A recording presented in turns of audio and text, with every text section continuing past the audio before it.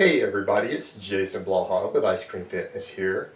Today I want to talk to you guys a little bit about my current plans for my cut to make weight next year for my meet, and about protein intake and the psychological and satiation benefits of ultra high protein intake on a cut.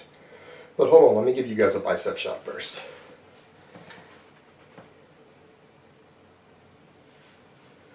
Alright, I'm going to kind of stand up in the Under Armour so you guys can get a really good idea of where I'm at, just in terms of body fat right now.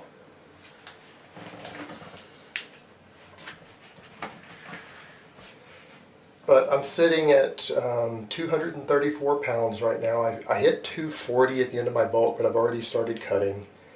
And I'm 5'9". As you guys can see, I've got, I can pinch a good inch on the fat in front of my abs. I've got definite love handles and lower back fat. I can pinch easily 2 inches of lard right there on my love handles. So I've got a lot of weight that I can work with for cutting for my meat. So I'm easily, I figure, 20% body fat right now. I'm 234. I'm considering competing. I'm really leaning towards competing at 90 kilos this coming year, which is 198, which means I need to drop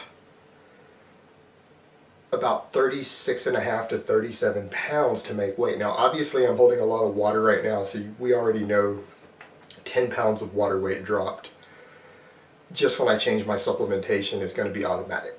So I'm looking at needing to drop about 27 pounds of body fat if I want to try to make that weight. If I fail to make that weight, I can always blow back up to hit the top end of the 220 if that's what I want to do instead. But I think that for me, with the strength levels I'll be able to hit this year, going off old muscle memory, I think 198 is going to be the weight class where I'm going to be most competitive at. I've got the best chance of placing really well on the meet there. So I think that's what I'm going to do, because I don't mind cutting. So one of the things I want to talk to you guys about is high protein intake. If you're like me, I'm a voracious eater. I don't gain body fat easy because of my metabolism, because of my genetics. I don't blame any of that stuff. I gain fat easy because I overeat. I personally have discipline problems with appetite. I'm a bottomless pit, and I can eat just massive tons of food. I have no problem eating 6,000 or 7,000 calories a day with no problem. But I'm also fortunately blessed with a very fast metabolism. So for me, cutting is purely a matter of finding strategies to have the discipline and willpower I need to maintain that caloric deficit. And for me, that is literally the secret to getting down to about 7% body fat. Now under about 8%, I've got to use crazy strategies just like anybody else. It becomes a whole different ball game at about 8%. But for me, the key for that historically is just controlling my appetite and finding ways to do that. And really high on my list is ultra high protein intake. And let me talk to you guys about that for a minute, because we know that protein intake beyond a certain threshold doesn't really seem to preserve muscle mass any better. And I think Eric Helms' data is showing at this point, because he's researching this for his doctoral work, around 2.4 grams per pound of lean body mass, which is not really much higher for most people than 1 gram per pound of body weight.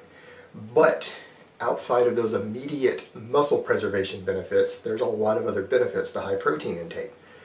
And part of it is satiation. Calorie for calorie, outside of fiber, there is nothing as satiating as protein. Satiation means it keeps you full, it suppresses appetite. So if you're eating whatever you're eating now and you throw in another 200 grams of protein and replace those calories with protein for another 200 grams worth, so 800 calories of either your carbs or fat are pulled out for more protein, you're going to get a lot fuller easier. That 800 calories is going to be massively more satiating than 800 calories of carbs or fat is. So you've got that right on top of the bat. And even if you're replacing carbs with it, you've got to remember about 40 to 42% of the surplus protein you eat, or the protein you eat in general, can be converted into glucose. So you're still getting your carbs that you need for training fuel and to replenish muscle glycogen to some extent from the protein. As long as you're not doing too low carb of a diet, it will get the job done. But it does so with a better impact on your appetite.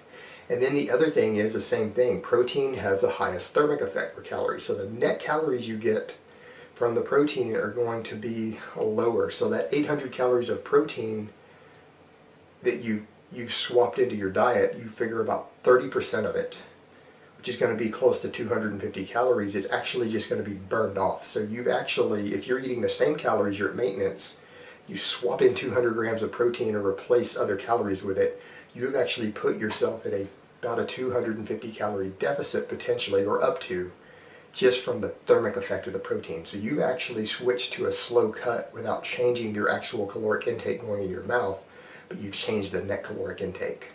So it will let you either slow cut on your maintenance, which is your normal maintenance, or it will let you get away with a little more calories sometimes while still maintaining your cut, which again has benefits to your satiation and your mental mood. So this is a strategy I like to use, and I think as of right now I'm hitting about 500 grams of protein a day, which seems very excessive, but when you consider the satiation aspects for someone like me, it's really, really beneficial. So it's a strategy that I'm using, and today I'm going to eat 2 kilos of 95% lean ground beef mixed into my food.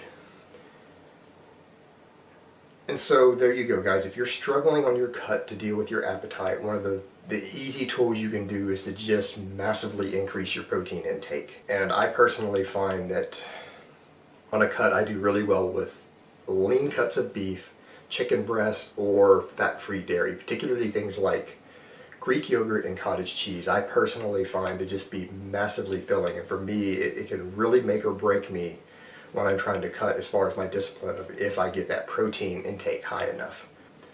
But that's really all I have to say on that today. I hope it has been informative, and I will talk to you guys next time.